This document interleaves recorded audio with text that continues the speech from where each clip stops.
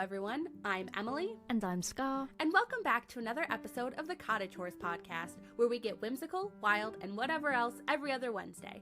We have an exciting episode for you today, so we hope you enjoy.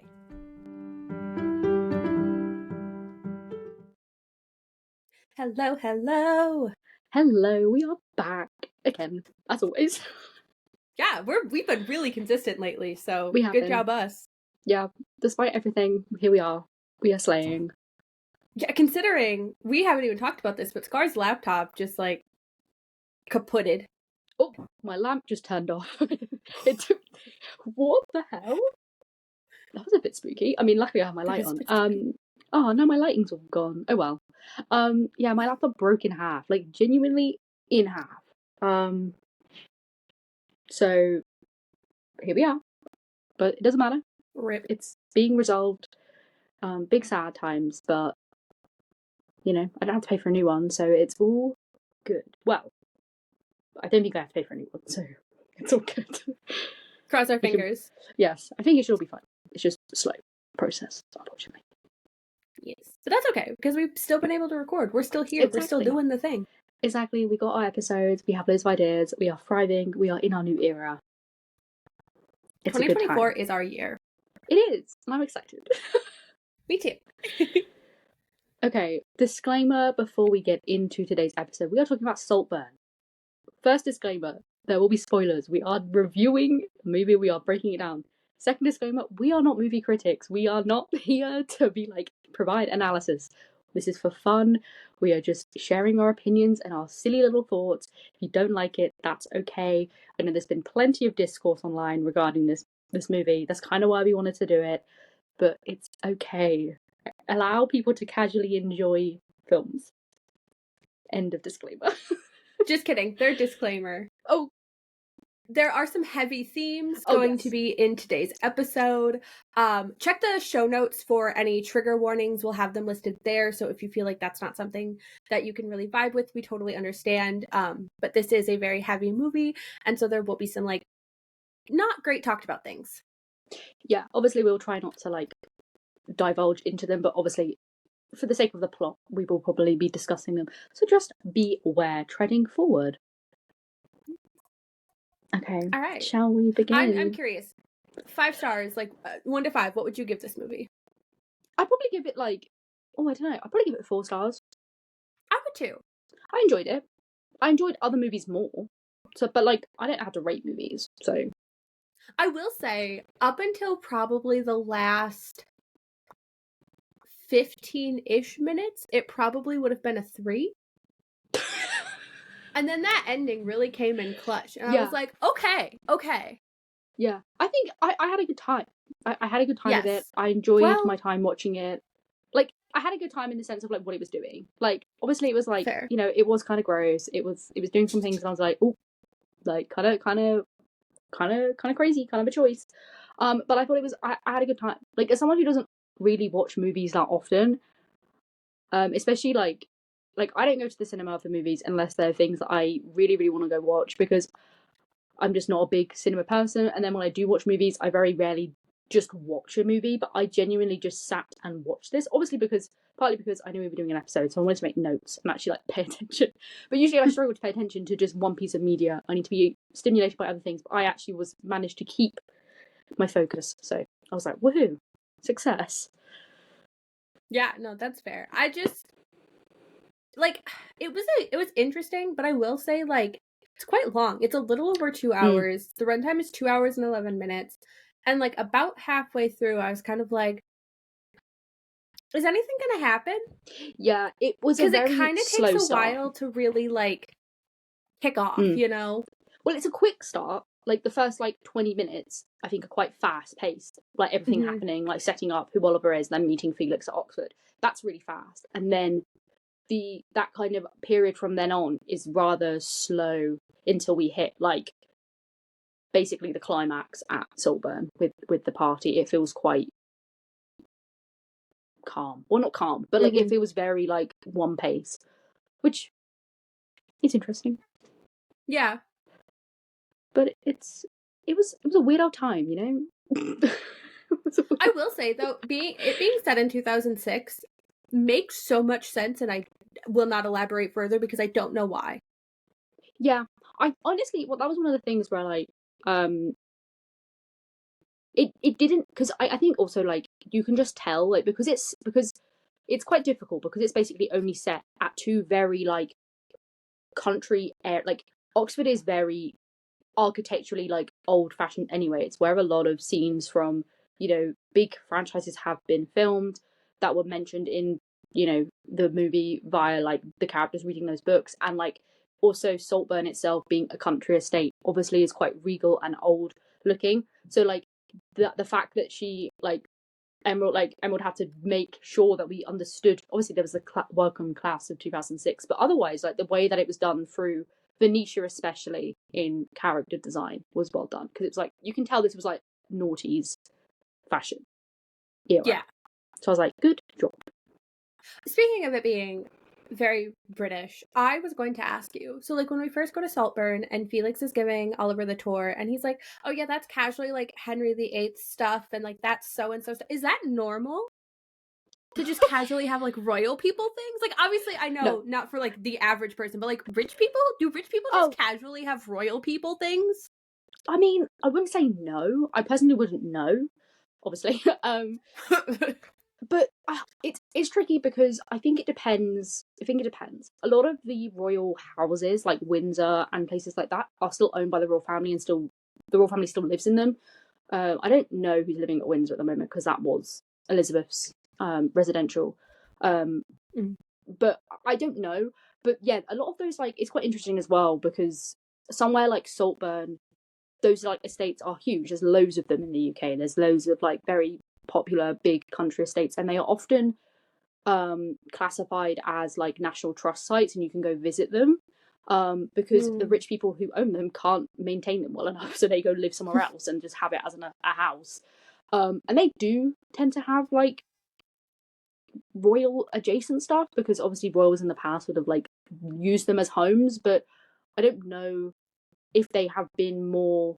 I don't know if now they are more likely to be in places of like museum or like have been moved elsewhere, but it wouldn't be surprising if people that high up in the elite circle had random ass paintings of kings and queens and whatever, because who knows what they do in those worlds. That's valid. Yeah, but I also thought that was funny. I was like, damn, imagine that. Right? Just having Henry VIII on your wall. I was like, interesting. So, but, yeah. First off, I would like to talk about the cast because this cast, fucking top notch. Oh my god, like, a moment for everyone. They slayed. They did so well. Which it's interesting because the only thing that I have seen Jacob Elordi in is the kissing booth. Same. And so I was a little like, I didn't really know what to expect. Like, those movies were movies.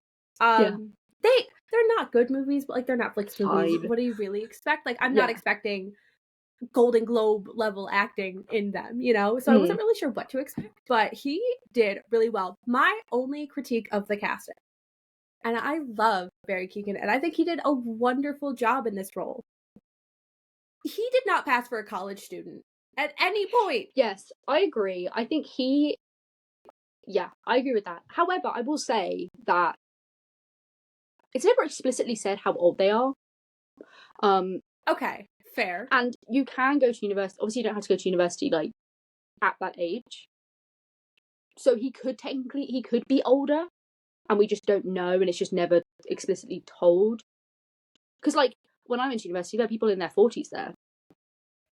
Okay, I suppose that's fair. I just got the vibe. I agree. I think if you're going for like the same age freshman like kind of vibe, then yeah, I think he does definitely stand out, especially against someone like Jacob, who does just naturally look quite young. Because when I found out he's 26, I was like, I deadass thought he was like 23. I was like, oh, he was older than I thought. I don't know why. I mean, maybe honestly, I just thought that he was just a child. The eyebrow piercing really made him younger. Yeah, it did. And the way he dressed like a dweeb. He kind of dressed like a Lego character, and I was like, let's see. Like with the polo shirts, I was like, I guess they were in, but it's not really a fit though, is it? But Yeah, but otherwise, the cast. Oh yeah. Like, I honestly, I think the best casting was Rosamund Pike. Like, she was an absolute icon as Elizabeth. Like, no one could have done it better. Love her so No one much. could have done that better. She was genuinely perfect. Everything she said, I laughed. I was like, she was saying that she could say nothing, and she was just effortlessly like so dry and witty. And I was like, this is everything we need. Yes, like she was like almost like the British equivalent of like a Southern mother, in the sense that like 90% of what she said was so mean, but came off so endearing. Yeah. Genuinely. Like, so she's very like the British version of bless your heart. Yeah, she's like one of those people, like, she'd say something to you and like, because I noticed this, and like, I guess we'll get into it further, but I was like watching a few videos of people talking about it because I was just curious. I was just being nosy. It didn't influence anything that I was going to talk about anyway, but there was someone saying how like, obviously like Oliver like chameleon shapes himself to give the family what they want, and for someone like Elizabeth, obviously high on the gossip and like has a high image of herself, and like when they're in the garden and he's like, oh, you know, it's because you're so beautiful, like blah blah blah blah blah, and they're talking about Pamela, and then he's like, oh yeah, but you know, she could be lying, and then she says like, oh, you're so receptive, but actually what she's saying is, no, I'm so receptive because she also agreed with him. And it's like, it's always constantly like, oh, you're so right, but like it's me being right because I told you this. And it's just like, oh, like these people are so like grating, but it's also like they're very charming in an annoying way, and you're like, no. Yeah, no, it was so good. And Pamela, Carey Mulligan as Pamela, even just like the little bit she was in it, I was like, queen, no, I love you. Her outfit choices were everything, because I was like, this is a red carpet look in that era. Like, the Disney Channel stars were wearing shit like that. Like, genuinely. I was like, and the hair, like, I was like, yeah, I remember those magazines. People had that haircut, that colour and everything. I don't know what, that ginger, like, bob choke on that had the bizarre. But, yeah, yes. I thought the casting was really, really good. So we'd love to see that as well. Especially because the actress who played Venetia, I thought I recognized her from something, but when I looked her up, I haven't seen her in anything, and she hasn't done a lot yet. Yeah, but she was fantastic. I did not look up the actor for Farley, but I don't think I've seen him in anything, but he was really good. Did you recognize the House of the Dragon actor? Oh god, probably not, because I'm stupid. No, who was it? Would you like me to tell you who it is? Yeah. It was that Michael guy who was like also an outcast in Friends. That's Aemond Targaryen. No. I mean, I believe you. Because I was watching him and I was like, he reminds me of a young Matt Smith. It was like, he's giving Matt Smith vibes. Like the way he spoke and everything. And so then I was like looking at his face. And I was like, wait a minute. Oh my god, it's weird how glasses can change someone so vastly. Like, he looks completely different. That's crazy. The chin is what got me, though. I was like, wait a minute. Wait a minute. Yeah, that face shape is very distinct, isn't it? Mm-hmm. Interessante. Yeah. Anyways, let's get into some analysis. My first note was so unhinged. My first note is, that was such a weird title screen. That was my first note. It was. Apparently. Because it, like, I was like, that popped up and I was like, do I know the vibes of this movie? Because that feels very different than what. I was like, hello. Speaking of the vibes of this movie, listen, am I a movie critic? No. Do I understand movie critics? No. Would I still like to speak to the person who labeled this a comedy? Yes. Like, it has comedic moments. I definitely think there's, like, wit to it, but I wouldn't, like, I personally wouldn't firstly classify it as a comedy. It's labeled a comedy drama. Yeah, I wouldn't say that be how I would say, like, gothic drama with romance and comedy would be, like, the way I would describe it to people. Because I think it has elements of the latter two, but, like, it's very much not. Yeah, I would say gothic drama bordering on psychological thriller. That's true, yeah. It is definitely, like, a mindfuck film, for sure. Yeah, I don't know. I think it's because people really took the idea, well, I don't know where this was said, I could be wrong, but it has been advertised quite heavily as like a class satire, and I don't agree with that statement either. And I think people have taken that and then taken comedy, and I'm like, no. like I think, yes, there's comedy to it, but I don't think it's the purpose of the film. Like, I wouldn't be like, oh, you want a good comedy? Watch Saltburn. like, I don't know if that would go down well. I don't think there's genuinely anybody I could recommend this film to, like, in my personal life. No. And that really tells you what you need to know. Yeah, it's a very particular taste, which is quite funny because all these people who are watching it who like clearly this isn't the genre for them, which is fine. You're not going to enjoy everything. I had a feeling I was going to like this movie just based on like how people were describing it. I was like, this kind of seems like something I would be into. And there are people watching it who like clearly do not dabble in this genre at all, and some of the stuff they're saying, I'm like, this is very funny. I would say this is not normally a genre I dabble in. However, I did enjoy it. Part of the reason I don't dabble in the genre, though, is my husband does not like this genre. Like, I knew out of the gate, I was like, he will not like this movie. So I rarely watch movies alone. We don't watch a lot of movies to begin with, and so, but like especially alone, I don't watch movies often. So this is not something I would turn on for the two of us. In fact, I was describing a few of the scenes to him, and he was literally just sitting there like, what the fuck? And I was like, great question, bestie. I said this. Yeah, I mean, valid. That's valid. We should have had him on to like react to scenes that we describe and see outside perspective. But hey ho. Oh my god. It's funny because with this movie, so here's my like knowledge of this movie before watching it, okay? Mm-hmm. I saw an edit on TikTok of this movie. And just by watching the edit, I went, oh, it's a gay romance between Barry Keoghan and Jacob Elordi. And I was like, cool, that sounds fun. Maybe I'll watch that. And then I was on YouTube and I saw the actual like trailer, and I was like, oh, you know what? I saw that edit on TikTok. Let me watch this movie. And then I watched the trailer and I was like, it's a gothic horror romance between Barry Keoghan and Jacob Elordi? Yeah.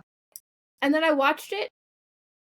And listen, I'm gonna be honest, is it a romance? Yes. Am I disappointed they didn't kiss even once? Yes. But I think that's the good part. I know it's the point. But also their sexual tension was just like...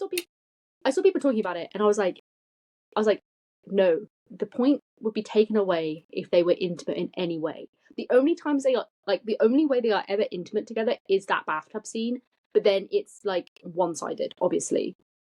Yes. But yeah, I think, because if this is a movie about obsession, it's a movie about obsession, lust, greed, and like, yeah, and I think the whole like monologue of like, did I love him? It's like, well, clearly, yes, is the answer, because for every other family member, aside from Sir James, though, I guess, but he does like obviously exploit him in the end as well, but there's like an exploitative nature to each of them. Mm-hmm. Like, he uses his background to exploit Elizabeth's charity and like worm his way into her kind-hearted nature, and uses that. Like, Farley obviously manipulates him in several ways, obviously getting him kicked out on twice occasions. Venetia with the whole like vampire like actual consumption scene, but then also just in general with her like ED. But Felix never, like, there's never any like, he's always just there as his like secondary, because he feels unattainable. Because I also noticed this, and this was something that I haven't seen other people talk about it. And do I know what it means? No, but I'm going to share it. Okay. But there's a lot of kneeling imagery. Like, there's a lot of time that Barry Keoghan's character is on his knees, specifically above or below characters. Like, he's on his knees above Elspeth at the end, above Farley, below Venetia, but then also above Venetia as well in the bath. Like, constantly there's a lot of like kneeling, and it's like begging imagery, but also like a power dynamic shift. Like, at the start with like the scene with Venetia, like, he's on his knees for her, and then everyone else after that, he's above them, and it's like that dynamic then has he owns them at that point. And I was like, lots of like weird religious imagery as well, obviously, with all like the statues and stuff. And I was like, yummy, yummy, we'd love to see it. So I will agree with everything you said, and I fully understand why there was no romance, but also I just wanted to see a little smooch. Hello. Yeah. Just a little smooch for funsies. Yeah, I know what you mean. I think that's also like one thing where it's like, I think there's another timeline with this movie in where it's more like led into the romance, and then it's like more of like a like not a revenge movie, but it's more of like they get together and then it's more of like that's how he worms his way into the family, which I think would be very fun as well. Yes. But yeah, I agree. I'm like, you know, there could have been more, but I get it. I think it's nice to have movies that are like, it's all just subtext and speculation. Like, do we actually think Felix it's reciprocated, because we only ever see him with girls, like through Ollie's perspective. Like, there's a lot of like interesting like things to take away from that. It's like, maybe not. I don't know. Yeah. I don't know. I think it's interesting because I almost wonder, especially given the time period, if there could have been a level of like repression happening with Felix. Sure. Especially because like Venetia makes a lot of comments about his past toys and I like you so much better than the one last year and stuff like that. So very much I think there's I think there was interest on Felix's part, but nothing he would ever act upon. Yeah, I think I agree, because someone was talking about the bathtub scene, and they were saying like, you don't share a bathroom with someone in that way and like not know that potentially you're going to be encroached upon. Not saying that it was okay on Oliver's part, right, to like listen in, but like there is an element of like, was it a give and tell scenario? Like, he knew that Ollie was going to come in and brush his teeth afterwards. Was that part of it? Like, there were definitely moments where it felt very like also like the scene where they're all in the field together and they're like, oh, you know, you can't wear your trunks or whatever. Like, there's clearly like sexuality is very open within the Saltburn like household, but it's like, how open truly is it and whatnot? We don't know, because like he makes a very like offhand comment about Farley sucking off all the teachers. So clearly there's like an understanding of queer culture in the house. So yeah, we don't know. I think, because if that's true and that statement's true, then surely shouldn't Sir James and Elspeth know that's what Farley was doing? So you think that it'd maybe kick him out for that? So potentially that's not something that's like an issue. We don't know. But yeah, it's interesting discussions to be had. Yeah. Speaking of Farley, I would love to know what happens to him. Like, where does he go? What happens? You know, because like obviously he gets kicked out during that lunch scene, which I want to talk about that lunch scene in more depth, because that may be one of the best cinematic scenes I've ever watched in my life. That was the scene that made me the most uncomfortable. That whole sequence was so well done, and I was genuinely like had chills. I felt so ill and uncomfortable myself. I was like, I'm like at the table and I'm deceased. When Venetia just keeps pouring the wine. Oh, it's the sound of the gurney rolling past as well. It's just like so horrific. I'm like, it's like, eat the pie, Farley, and I'm like, the acting though, like, yeah, they exquisite. Had rent due and were getting their checks.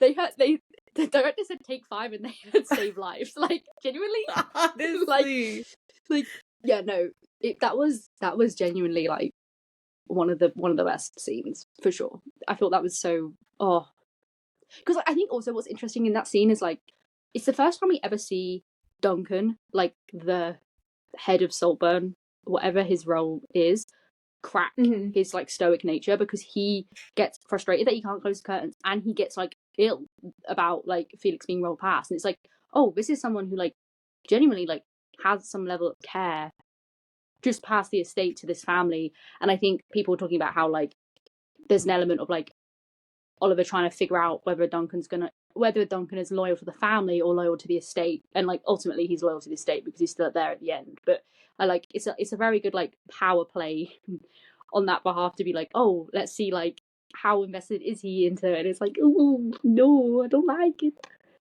Yeah, no, that scene though, it's very interesting too, because like you can almost see every stage of grief at the table through the different characters. Yeah. That scene and like I also there was the other scene that was really this made me laugh, and I was like, it isn't funny, but it was the when they're all in their, like, I don't know what it is, like the sitting room, and like they're talking about Felix's like middle name being like would have been River, and it's like the headstone, and him. Oliver's like, what font did you choose? Honestly, there's like, no way this man is real. Why would you sit there in that room, be like, what font did you choose? Times New Roman. Oh, solid, yeah, solid, with a little thumbs up. I was like, I would never return. I would actually go and drown in the river if I said that to someone. That is actually atrocious. Like, that is actually and it's awful. so funny. It's so funny because, like, the line before that Elspeth says is, like, so poignant, like, especially as a parent being like, oh my god, no, I would never think, what is this going to look like? What is my child's full name going to look like on a headstone? Like, that's not something you ever want to think about. And so, yeah, for that line to be, like, so impactful and then followed up by, like, oh, which font did you choose? Which, okay, you know, it's so obvious that he killed Felix. Like, I knew that. But I'm like, how did no one suspect him, especially in that moment? Like, he'd already been kind of weird during the lunch. But then I'm sorry. If I'm sitting there, you know, let's say I'm Venetia, and this man asks what font my mom chose for my brother's headstone so casually, I'd be like, is no one looking at him? Like, is no one questioning him? I think, yeah, I agree with that. I think there is an element of, like, it does feel like he's very guilty, but then I think also, like, at that point in time, potentially, from the looks of the scene, you're thinking it's alcohol poisoning. He just died because he drank too much booze. So, like, and then also, like, I think also, for me, I think potentially, like, Venetia, I think everyone but Elspeth, I think Elspeth maybe does know, but is in denial about it. Yeah, that's so I think fair. That's the problem. She has such a connection to Oliver that, like, it takes Sir James basically being like, get the fuck out, I will pay you like millions, for him to actually sever that connection. And then even then the connection still lives on 22 years later. Like, there's such a deep groove that he has, and it's like, she ain't gonna get rid of him. You could turn around and be like, he killed her, like, he killed him, and she would be like, absolutely not, you're cray. Like, I just think there was no winning in that scenario. I think he, like, knew that, like, the way that, like, Felix died and then Venetia died was very, like, clever and manipulative in itself, because it's like, well, technically they're just accidents, right? Like, it could have been anyone at that party who poisoned it when they find that out. Like, it could have been anything. Like, we don't know. So I'm kind of curious what he used to poison Felix, because, like, maybe meth. He might have just genuinely OD'd him with something like I think fair. Honestly that's probably likely. Because it would have to be something that wouldn't show up suspicious in an autopsy report. People were suspecting that it was, like, drugs, and I was like, I would probably agree with that sentiment. That's that fair, it was something actually, that was like a line of something. I mean, there's no way of knowing, so I don't know. But yeah, I also think it depends though, like, because do they, with the family of that higher up in the elite, even go for an inquest? I don't know. Like, is it worth the spectacle to be like, our son was murdered at our grand party? Do you want that on your shoulders? Potentially not. Like, I don't know if that's also a playing factor of, did the coroner come just basically be like, he died, do the time of death certificate, and then just leave? Like, was there ever any, like, inquiry into his death? Like, I don't know if that was something they would have proceeded with. Don't bodies, like, automatically get autopsied though? If you pay them properly, you can be like, no. I imagine there's a way to bypass that system if you know the right people. I suppose if you have enough money, yeah. Yeah. Because I'm assuming they've hired a private coroner, right? So you can just kind of be like, don't do anything. Like, I don't know. That's true, that's valid. But I do think there's an element of, like, do you really want... Because there's no press about it. Like, obviously we wouldn't see that fallout anyway, but, like, there is no fallout to it at all. Which I think is something that's, like, I kind of wish was explored. Like, the status fallout of having, like, 2 of your children die on your estate. I think that would have been interesting to explore. Potentially that is why Sir James ends up, like, unaliving himself in the end. Just the general loss of everything. I could see that being a thread, but it's definitely something where it's like, oh, this could have been, like, interesting to see. It's like a different take on cancel culture, but it's like, people were murdered. Yeah. So your family's cancelled because people were murdered at your estate, and we all think you're weird. Yeah.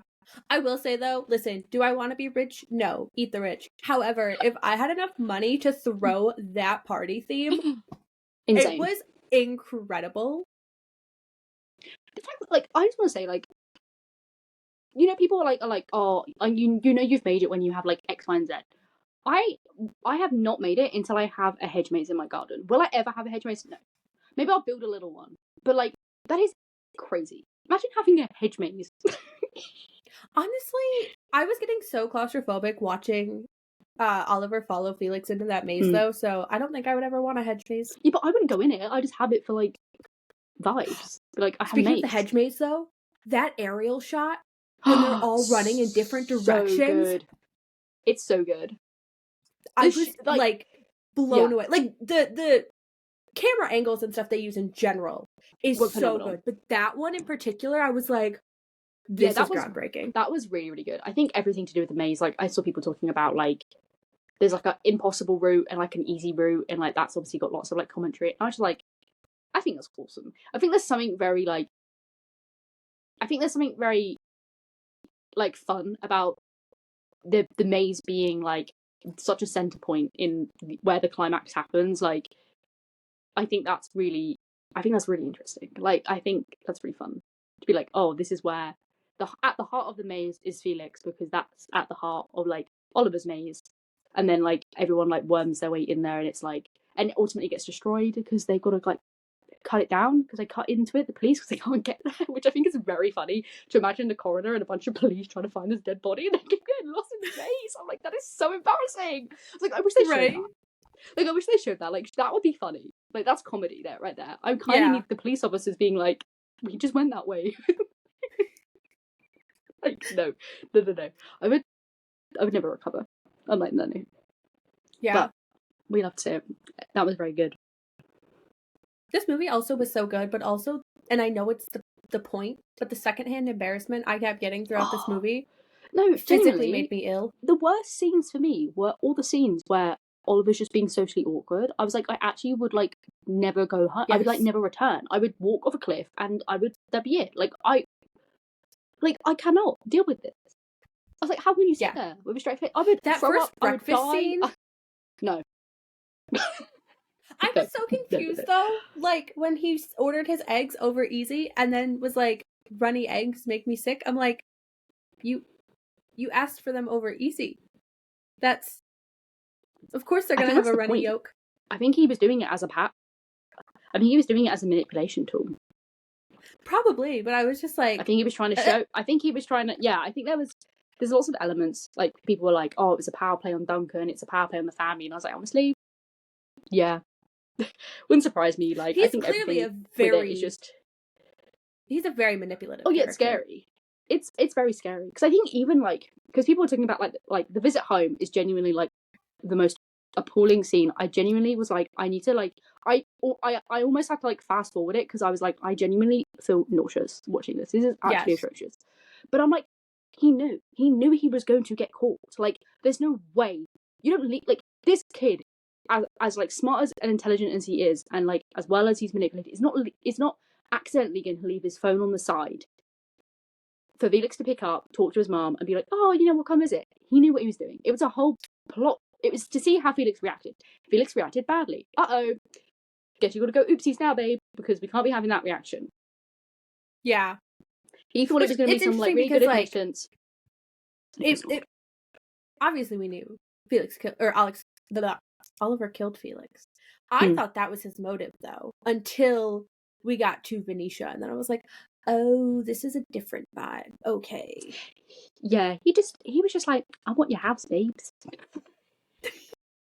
I want to dance naked in your house, babes. I want to dance naked in your house, babe. One of the first things that I picked up on, which immediately I was like, this is brilliant, and then it came back at the end, and I was like, oh my god, I'm a genius, was when he first looks at the cat and family play box that's like in the bathroom or wherever it is, and I'm like, immediately puppet on strings. Like we love that thematic like use, and then it comes back at the end when all the death stones are on the top, and I was like, excellent. I'm glad that it comes full circle, because I was like, oh, that's such a cute thing. He's like looking at them all and they're turned off, like they're not dancing, and at the end he turns them on and they're dancing. I was like, oh.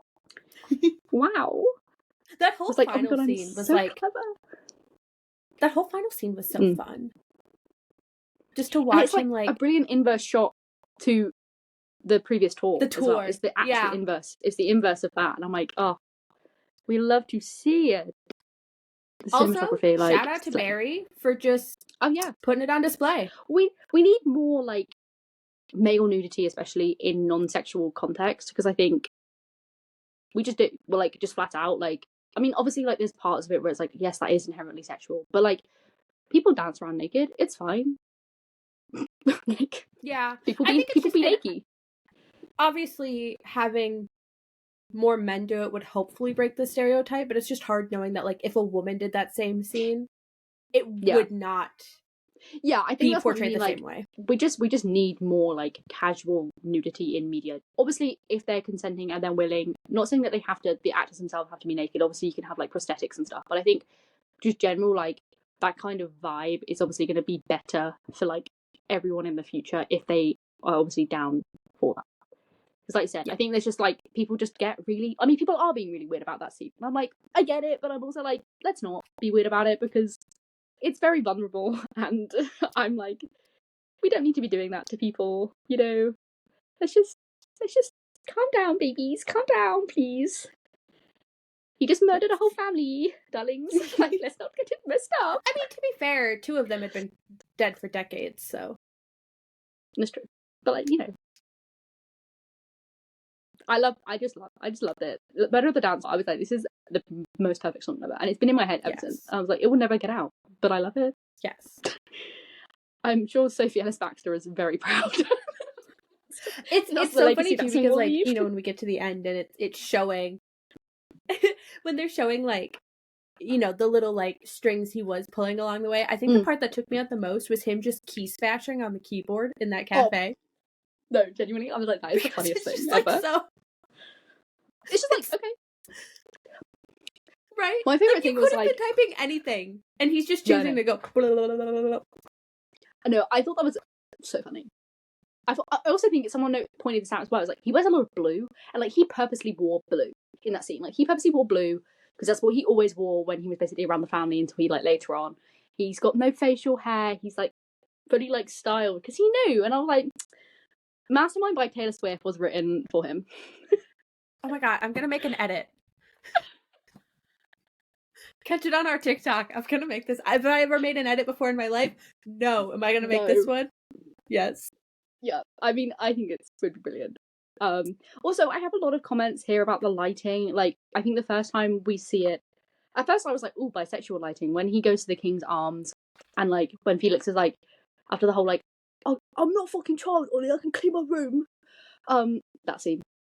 And he goes to the King's Arms, and he's like sad because he's there and he's invited, and he leaves, and it's all like blue and pink, and then it goes red, and I was like, ooh, drama, which is very cool. And then all the lighting in the party scenes as well, like always the lighting on Felix is very soft, it's never harsh, whereas on Oliver it's always very deep red or deep blue, and I was like, ooh, we love a good lighting.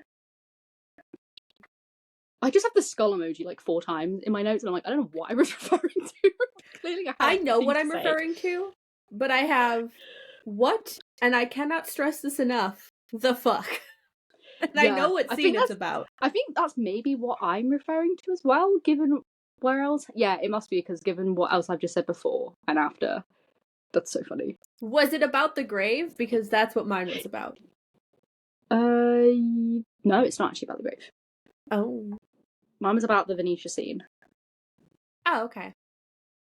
I think I'm just like, for me, that scene was like fine. Like I get it. It's very like gross in connotation because people are like, period blood is unhygienic. And I'm like, maybe you should just mature. Do I want to be personally eating it? Hold on. No. Do I want to be consuming it and having it all over my body? Absolutely not, besties. No. But it was the way he went, I'm a vampire. And I was like, I am going to throw up on you. No, like, that's the thing. Like, I don't care if you have sex on your period and that's something you want to do. But I'm sorry, if a man ever smeared my own period blood across my chest and throat, I would punch him and then throw up. Yeah. It was specifically the way he says, luckily for you, I'm a vampire and licks his thumb. I was like, I genuinely feel violated. I genuinely feel ill. Yes. Like, and I was like, absolutely not.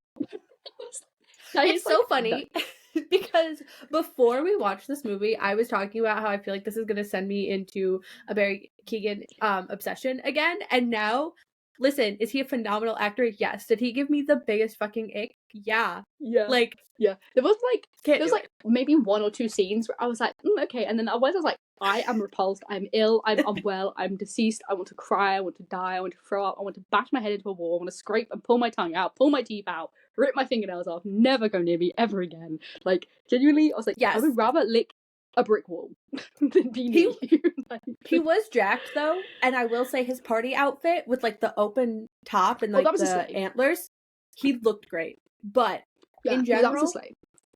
No. Yeah. But I think it's interesting though, like, because that then he looked like, yeah, I like that, and I think he's trying to like mimic Felix's like very like open Lucy style. And the other scene that was like interesting because like otherwise he dresses like obviously more to fit the family like aesthetic. He dresses like smart casual, like still like lower than them, but like button ups like nice and tidy. Again, like a lot of blues and stuff, like really innocent and like shy. But then like the other time, obviously I know he has to dress up for this anyway, but like the dinner party where all the bloody Henrys come, and with Farley when he sat on the sofa, and he's like specifically like the way he's lying in that scene, he is genuinely trying to make himself submissive in that scene, and it's so well done because they are literally lying head by head, and the way that he then angles himself so he's looking up and Farley's looking down at him, despite the fact they are sit next to each other on the same sofa, I was like, this little master manipulator bitch, like, he knows exactly what he's doing. He's like, why'd you fuck me instead? I'm like, ew, you whore. Get a room. Again, though, like, could we just have a little smooch for funsies? It's like, just a little. I was just like, you disgust me. Why are you all funny? Go away. Okay, listen. I want to say something about Farley, though. That man was so cunty, and he owned it, and I loved him for it. He, like, people are like, I hate him. I'm like, no. He served. No. He served. He knew what he was doing, and he served. I loved him. He was an elitist rich boy that literally had so much had been given to him, but also he had everything to lose. And like, it was very much like a persona, and he did it so well.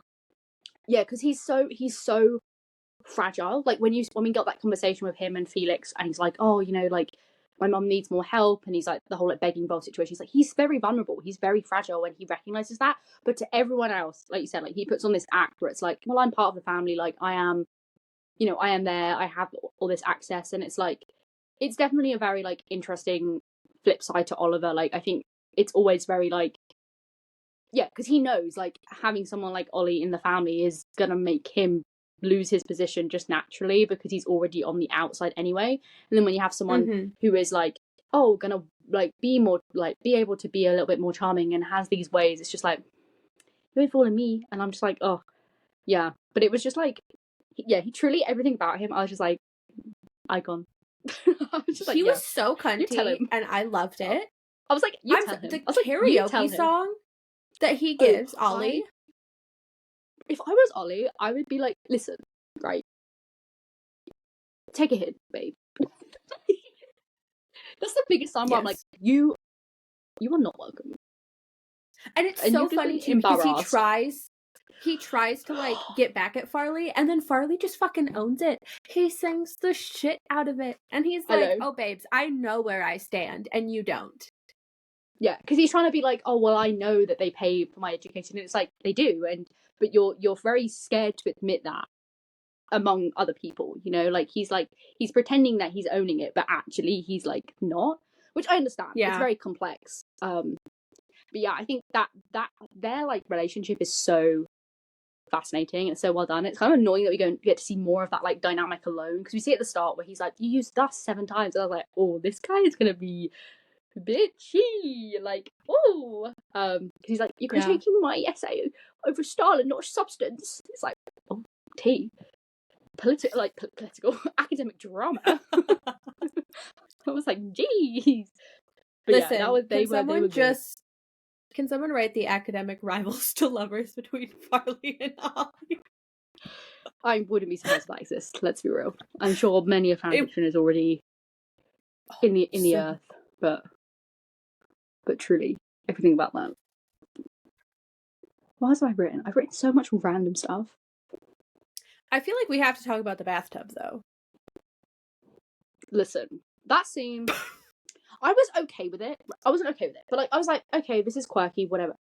The second he put his tongue in that drain hole, I was like, You don't know how clean that is.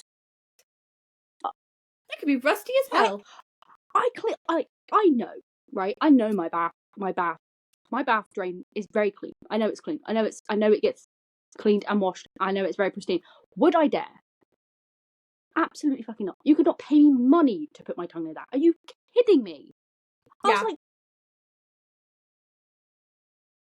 like, aside from what he is doing, being weird as hell, but understandable in the context of the movie, sticking his tongue down that drain might be the most disgusting thing he did. I was like, I genuinely, I was just, that was the bit where I was like, this is too far. Specifically that moment. This is where I draw my line. Too far. It's like, oh, you know, like drinking bathwater, like slay, you know, the haha, very funny. Like all the TikTok girlies are probably like, ooh. It's so funny because I knew. I'm sad I said there was it. some scene with a bathtub. Yeah. Like I knew very little about the movie, and I don't even know how I knew this. I just knew that there was something with a bathtub. So then when we got to the initial part where, you know, it's Ollie spying on Felix, I was like, oh, okay, this is a little bit weird, but you know, whatever. And then it like cuts to them like brushing in their teeth or whatever, and I was like, I don't know why everyone was talking about that. That wasn't that weird. And then he kneeled in the bathtub, and I went, oh no. It was the noises. I was like, I don't like mouth noises. That was the worst mouth noises I've ever heard in my life. I was like, slurping. I was like, can we not be doing this? It's like, it's a new year, babes. It's meant to be New Year, New Me. How can I ever recover? It has to only go up from here. Like, was it important for the plot of the movie? Yes. Do I wish I never saw it? Yes. Do I wish I was blind to it? Yes, I do. I wish I could be like, no. I hope, honestly, for his sake, it was just uncomfortably long. Yeah, I know. The scene was so uncomfortably close up, long. the shots, and I was like, I don't need to see the very close up action of the tongue. Like, I just don't. Like sometimes, like when we say show not tell. When we say what that mouth do, that's not what I meant, bestie. That's not what we mean. When I say what that tongue do, that ain't what I mean. No. Like, sometimes you've got to just give your audience a little bit of a tease and then be like, you think of it, not just lay it out. I'm like, oh. Yeah. Honestly, without it. Listen, I want an alternative shot where you just see Felix standing in his room and hear the slurping sound. Also, you know what's actually worse about that scene? Matt's just brushed his teeth as well. Now he's got to brush his teeth again. What are you doing? Also, just imagine that taste mixed with toothpaste. Oh. Like, also, I think the weirdest thing about that scene is, like, who immediately brushes that? Like, he just had a bath, right? He's like, Slay, I've just had a bath. Like, so he drains the bath, and then does Ollie immediately go in there and be like, time to brush my teeth? Like, because that bath is draining really slowly, or it's, like, immediate. Like, he's, like, pulled the plug, and Ollie's in there, like, watch out, right? It's bedtime. Like, I'm like, what is occurring in this household? I saw a TikTok talking about, like, obviously the worst offense of that scene is the tongue in the drain action, but the second offense is the fact that Felix even let Ollie in the room before that bathtub was fully drained. Ew. I mean, I would never let someone, if I had just been if I just had a bath and it was like draining, I would not let someone. I usually don't even leave the bathroom until it is drained because I like to wash it out. Yeah. You know, because sometimes there's like bubbles and shit residue, and I'm like, oh, I'll wash it out. It's like the nice, clean, polite thing to do. And I'm like, I would. Because also, I'm like, now I'm like, not that this would ever happen to me, but now I have this very weird paranoia that I'm going to leave my bathwater and someone's going to come in and slurp it. Like, no bathtubs are safe. Are we not safe anymore? Like, do I have to worry about this? Like, no, obviously I don't. But part of me's like, do I? Now I have this irrational fear. I'm like, that's very... You only live with your parents and your brother, so I really hope this is not a real fear. No, because it's not. It's just one of those things deeper where it's like, issues. Yeah, that is. But, like, it's just one of those things where I'm like, do I now have to... Like, if I go live, you know, when I move out, if I have to go live with roommates, do I have to be on alert for behaviour like this? Like, No.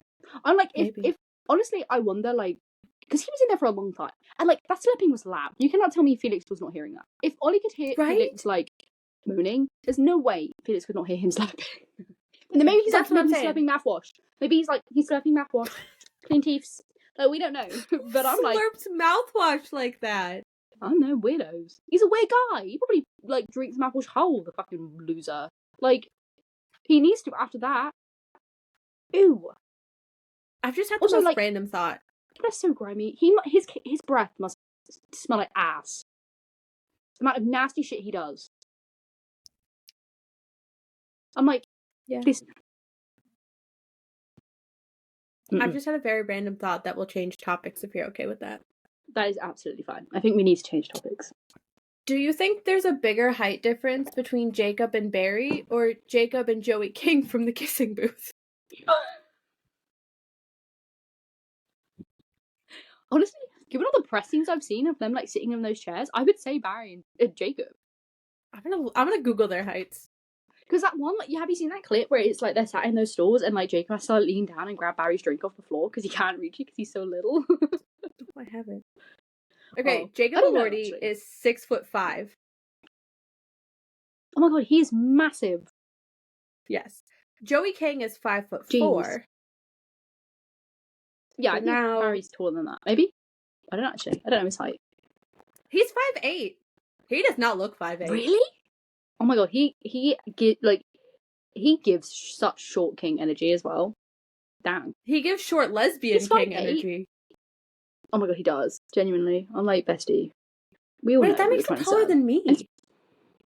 That's not right. I think someone's telling lies.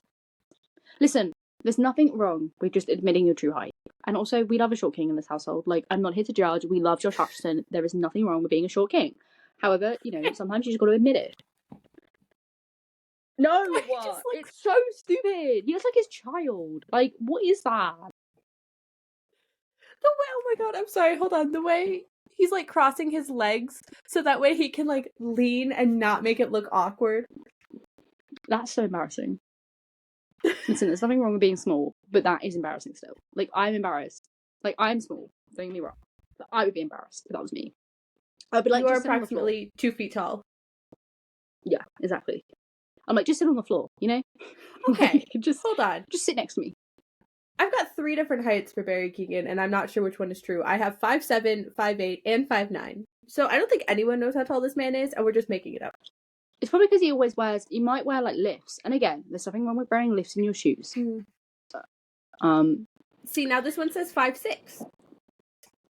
See, I thought he was like 5'7". Based on like how I've seen him next to other people. But now I don't know. And I don't really Okay, well, hold on. I just know he's tiny. Let's see. I feel like now I want to look at him compared to like some of the Eternals actors. That's what I'm thinking. Like, I remember him being like kind of not. He wasn't like there wasn't any gap there where I was like, oh my god, he's a lot smaller. So I don't think he's that short. Like, he's shorter than obviously like on average, but. So looking at this photo, he is about the same height as Jon Snow. However, he is definitely wearing. You can't see that very well.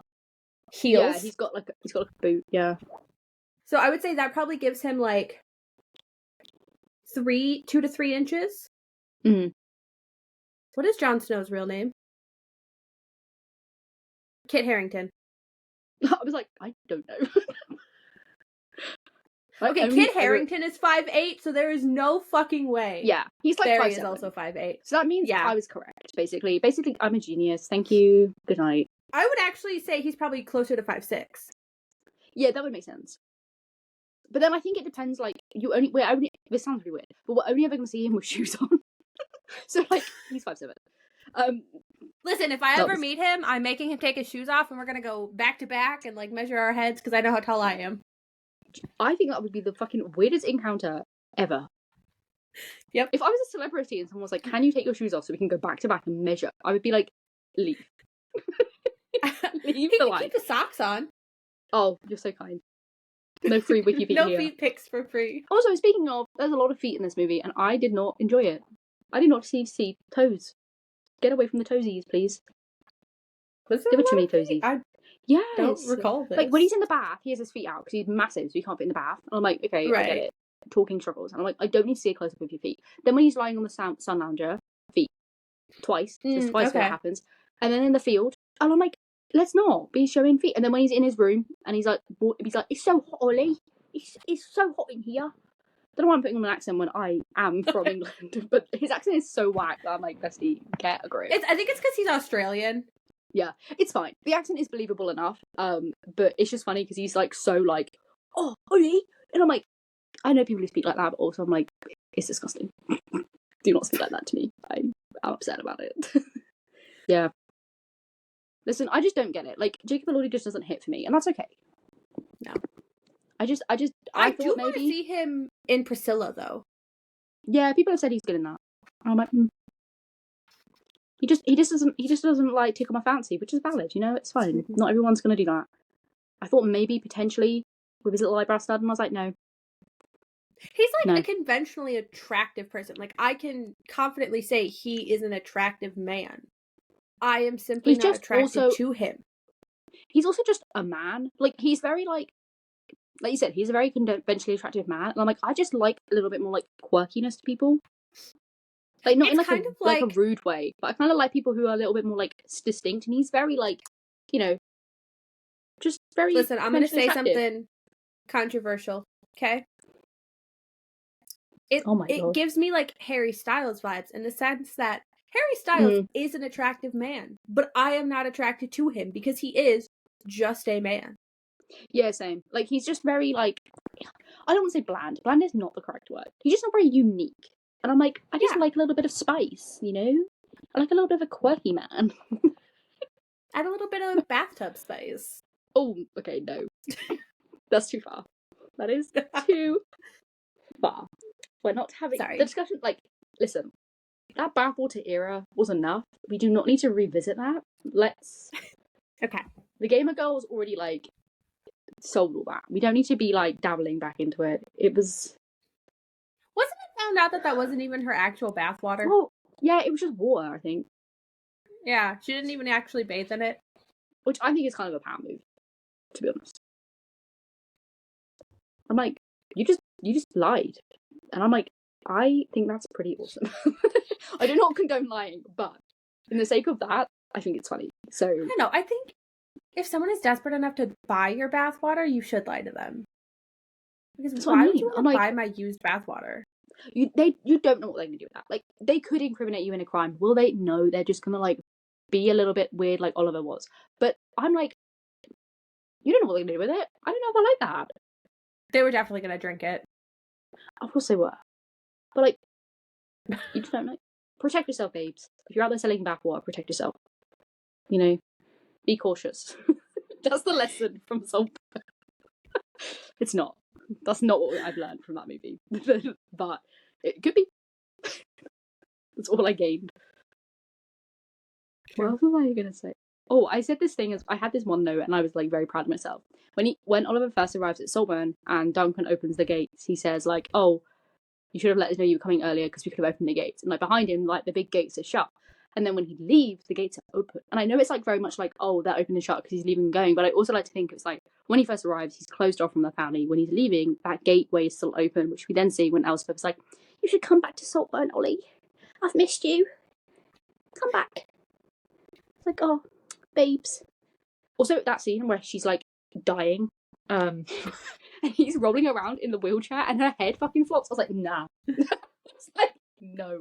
I was like, this is horrendous. I was like burst out laughing. It's like, this isn't funny. This is actually horrific. Like she has probably been like poisoned by him, like ill, like given illness. And I was like, the way her head goes like in the wheelchair, I was like, absolutely not. Absolutely not. This is not real. Honestly, though. I was like, how is Duncan not there? Like, you little sneaky bitch. Like, how are none of the house staff like? Listen, can we talk about do we see Duncan ever again? Maybe he's dead. Maybe he was asking if Duncan was still there so he could. Well, he's there at the end when they all go into the graves.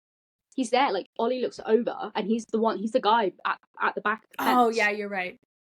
So yeah, he's still vibing. Also, like, I don't know how old that would make him because he seems like he's obviously like not an older gentleman, but he seems like he's probably like middle age. So then with 22 years, how many years have passed? He'd only be like, so he'd be maybe like 60-ish. Yeah, I guess that's not unreasonable. Yeah, but I thought it was quite funny when he like looks over. Also, all the scenes where he's like holding up the umbrellas and he doesn't have an umbrella, I was like, this is really sad. He's there with the 2 umbrellas, and I'm like, oh, poor Duncan, he's getting wet. Poor little sausage. I've written so much random shit. I don't know what. Oh, the moth analogy. Love the moth analogy. Venetia bath monologue scene was also one of the best scenes in the movie. I really like that. She was losing the plot, and I was like, me too. Yeah, she was really. I think, all the characters were like really interesting because they were all very like unique in their own ways, which I really liked. Like they weren't very like. They were still a little bit like stale in the sense that there wasn't like they obviously weren't explored fully, but like they were different. They were each their own person. Mm-hmm. I'm like, so I love when Sir James like, can I wear my suit with armor? I was like, that is the funniest line. Listen, Sir James was not all there, and we love him for it. Like, the way Elspeth would like often just be like, yes, dear, like whatever you want. Like when he's talking about the hydrangeas, she's just like, oh, that sounds lovely. It's because like it plays on that very like stereotypical like it plays on that stereotype where it's like you marry older men for their money, and she's like, yeah. She's just like, yeah, I did. He's like dying. When she's like, oh, I'm surprised he waited as long as he did, I was like, oh my god, it's brutal out here. I was like, dang. Also the fact that he's a Sir, so he's been knighted. Crazy. Slay. Which also makes sense because they own a massive country estate. They definitely are obviously a part of the upper class elite aristocrat with all their besties named Henry. But I was like, dang. It do be crazy. The karaoke scene was so funny though because it was so 2006 coded. Oh yeah, it was. Everything about that was like so crazy. It's also weird to just see them like just to see Felix's character just casually reading Deathly Hallows, and I was like, oh yeah, I guess like that is a thing that people would be doing in that period of time. Like it's like I'm like, how bizarre. Yeah, I will. Him like being like, do you think Ron, Hermione, and Harry had threesomes? I was like, that might be the most out of pocket thing this entire movie has said. Yeah, because it just caught me so off guard. Yeah, because someone noticed like someone like pointing out that Felix and Venetia both have like matching tattoos on their hands, like 6 stars. And I know in the books that you have like the 3 stars of like the page turning. People were talking about like whether it's a reference to the books or it's a reference to something else. And I was like, oh, I did notice they had little matching hand tattoos. No idea what that's for, but I thought it was quite cute. I didn't notice they were matching, but I did notice Venetia's because I was like, that's such a cute little tattoo. Yeah, I liked it. And I didn't notice that Felix had one, but then someone was like, oh, they have matching ones. And I was like, oh, we'd love to see that. Also another way that Farley's excluded. Obviously, I know he's not related strictly by blood to them, but still, I've always like, yeah, that's tea. That's the tea, sis. Oh my god, what on earth? I put a lot of emojis in my notes, and I'm like, I don't know why I thought this was going to be good for me reading this back. I put a one single tear face. Don't know what that was referring to. I'm assuming something was sad in that moment. But okay. What else? What else was there?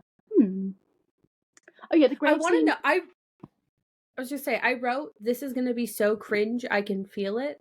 But I don't know which specific scene I was talking about because there were so many. Yeah, that's kind of like the whole movie, to be honest. That is kind of the whole movie. Ow! Sorry, I got pins and needles in my foot. Ugh! Oopsies. Oh. Apologies. That was a bit random. Yeah, anyways, I feel like I'm not... Do I have the brain cells for this? No. Can I provide any nuance to this conversation? Absolutely not. I can provide my own lived experience, which is very shallow and very minute. But this is not a class commentary. This does not comment on the British class system. It is purely about the elitism and the aristocrats and then the middle class. There's nothing here that is a class commentary, and I refuse to accept people who are like, it's a class commentary. No, it's not. There's no commentary here at all. It's, here are the rich, and here are people who want to be the rich. Yeah. Because it's also that's fine as well. I'm not complaining about that. I just think it's not this mega class commentary that I think people were making it out to be. No, I agree, because it's also like, I feel like if there's class commentary, there has to be like a lesson, and there really wasn't, other than, I guess, murder an entire family and take their estate. Yeah, because the thing is like, now, and like I said, I don't know enough. I'm not going to sit here and pretend. I obviously am from the United Kingdom. I obviously have my own experiences growing up in a household with not a lot of money. It's whatever. I know people who have a lot of money just naturally by association, but that's kind of it. My experiences are very different to everyone's. I had the opportunity to go to Oxbridge, and I said, fuck that, I'm not going to Oxbridge, like Oxford or Cambridge, because I don't want to be around a bunch of snobby assholes. Was that maybe a bit rude on my part? Yes. Am I wrong? Absolutely not. Like, that's just the way that is still, unfortunately, and that's fine. But it's just more of like the gap between that elite 1% that the Catton family are in, comparing to like Oliver, who I would say is probably like middle class, maybe. Like, I don't know if he's lower or upper middle class. It's difficult because Liverpool is not the best area in terms of its poverty and its standings in the UK. The further north, like the north compared to the south divide, is already very apparent, and that's itself apparent in the movie with Oxford and Liverpool, very either end of the countries. But Liverpool is very, that line about like, oh, there's no rehab in Liverpool. Yeah, people were very not well off there, and especially in regards to like mental health and addiction, and it's a very rampant problem, not just in Merseyside but everywhere. But like, Ollie lives in Prescott, which is like a fairly good area. They have a good house. His parents seem pretty on the ball. They go on holiday every year, so he's probably like comfortably middle class. Mm-hmm. But it's the idea that like being middle class is like, it's not good enough because you don't have those connections, you don't have those ties, those social ties, those ins that the others do, but you're not poor enough to be like a charity case or to get benefits in like the government's sake. So it's like, it's very, people were like, I don't get why he would do it. And I'm like, because he is still left out, because people forget about the middle class, because everyone forgets about the middle class, because they either A, don't want to admit they're in it because it seems a bad thing, or there's such a big gap between them and the working class and then them and the upper elite that they just are like in the middle. And it's like, it's just a wild time. And I'm like, it's also not a rich movie, but also Eat the Rich. Yeah. I mean, he did. Well, he did. Like, do I mean that seriously? No. However, I do think there is important things to note where it's like, even though he won, he didn't win. He got the wealth, but he does not have the class. Class and wealth are not the same thing. He will never be of the higher class because he does not have the connections, the social ties, and the ins that the Catton family did.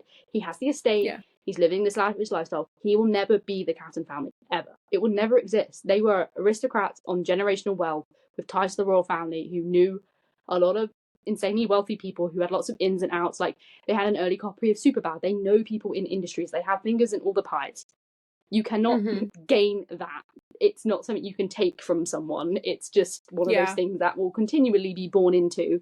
And it's like, back to the commentary really, is there will forever be a disparity if you are not born into an institution that provides you with it, because you just won't.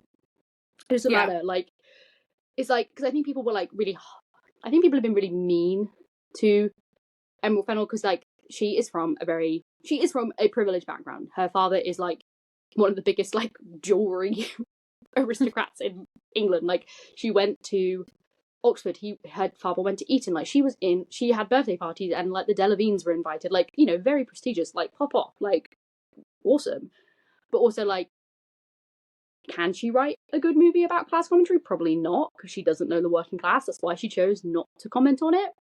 Like, she purposely steered away from that because also, like, people were like, she can't write about it because she doesn't live that experience. I was like, maybe we shouldn't gatekeep what people can do. You can do it without the experience if you do it right with research. And I'm like, people were like, she doesn't know what she's talking about. And I'm like, maybe you're just being a little bit too mean. Like, it doesn't need to be that serious. Like, it's okay. Like, people, like, there's this person who was like, I went to Oxford with her, and like, And like, I get where they were coming from. Like, I read an article and they're like, I went to Oxford with her and the circles we ran in were completely different. I was like, yes, this is completely valid. Does this mean her movie is bad? No. Just because you ran in a different circle with her at Oxford does not mean that her movie is bad just because you did not have the same privilege as she did. Like, yes, that is annoying and it's frustrating. But that is not inherently her fault as it is yours. Like, it's just like, it's just something that you have to live with, unfortunately. And it's like, could she have done more with her commentary? Yes, 100%. Does every movie need to be a commentary lesson? No, it doesn't. It can just be a fun old gay time. Like, it doesn't need to be that serious. People are so serious. And I'm like, stop it. Just have a good time. Yeah, I mean, honestly, and everything would be better.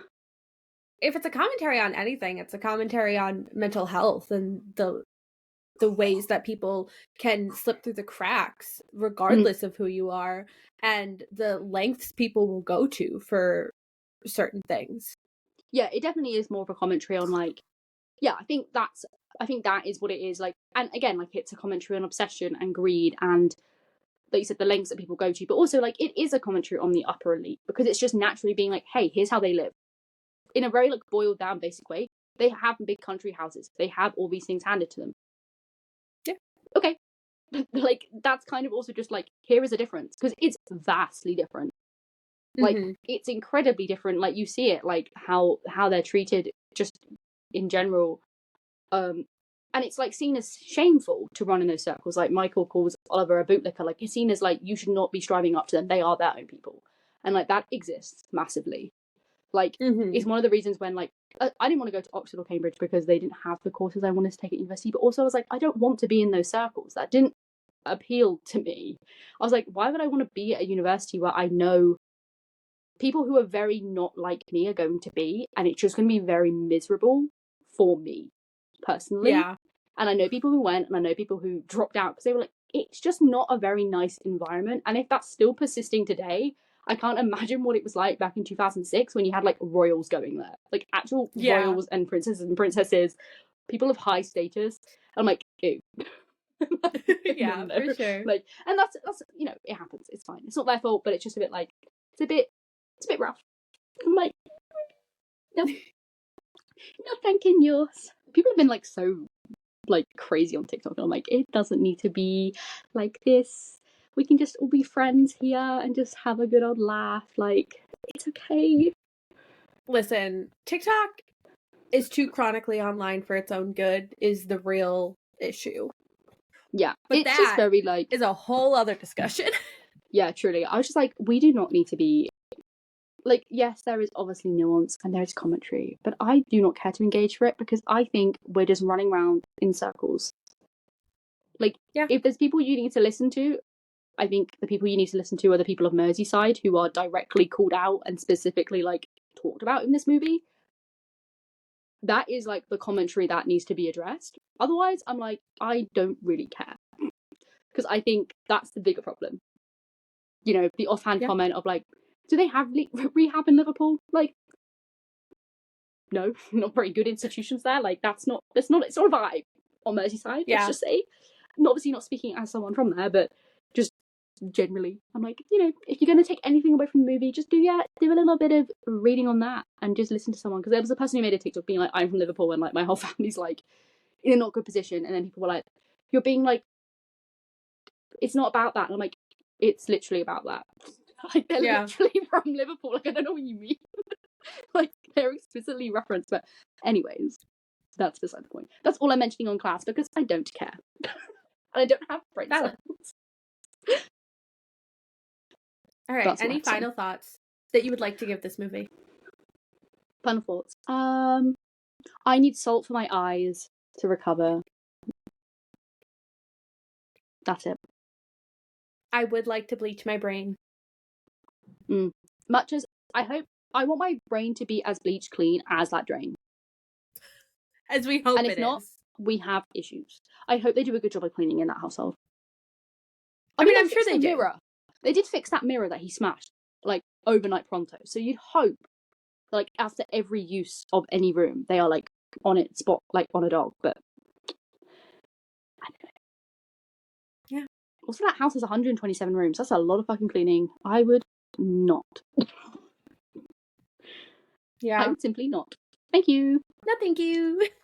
Don't catch me doing that. It was a fun time. I'm glad I watched it for the experience, especially because it's not something I would normally watch. But like I said, there's not a single person in my personal life that I'm like, you should watch this movie. No. I mean, you recommended, well, you said to me to watch it so we could do an episode, but that was it. We were talking about the movie anyway. Yeah. Yes, that's true. But basically, that's it. But I didn't recommend it to you to be like, hey, I think you're really going to like this movie. I said, hey, we should watch this movie and do an episode on it. If you had said that to me, if you had said, I think you're really going to like this movie, I would have unfriended you. That's insulting. The same way that someone was like, because someone was saying this, and I watched, like, someone was saying how, like, if you're, like, I think Emerald was like, oh, yeah, we knew Barry was going to be really good, Oliver, and then Jacob, when he read the script, was like, yeah, I knew Barry was going to be great for this role. If someone came to me with that fucking script and said, you're going to be a really good Oliver, and I read that script, I'd be like, we are not fucking friends. Are you kidding? You think I'm a dirty little gremlin creep? What the actual fuck? You did do a really good job with it. So, I mean, like... You would never hear from me again. If someone said, I think you're really good for this role, and it's that, I would cease to exist. I would go and live in the mountains, and you would never hear from me again. That is actually atrocious. That's the same level as what font did you use? Genuinely. I'm like, that is actually awful. No, you're kidding. I'm like, that would make me so upset. I would cry myself to sleep every day. Like, I would not be happy with that. Honestly, I would not be happy with Times New Roman on my headstone, because what a basic ass font. At least it's nice looking. It could be like Comic Sans. Like, I feel like there's worse fonts out there for your headstone. Yeah, there's definitely worse ones, but like, there's also better ones. I want Arial bold. Okay, I'll make a note of that. I'm gonna like. I won't even have a headstone.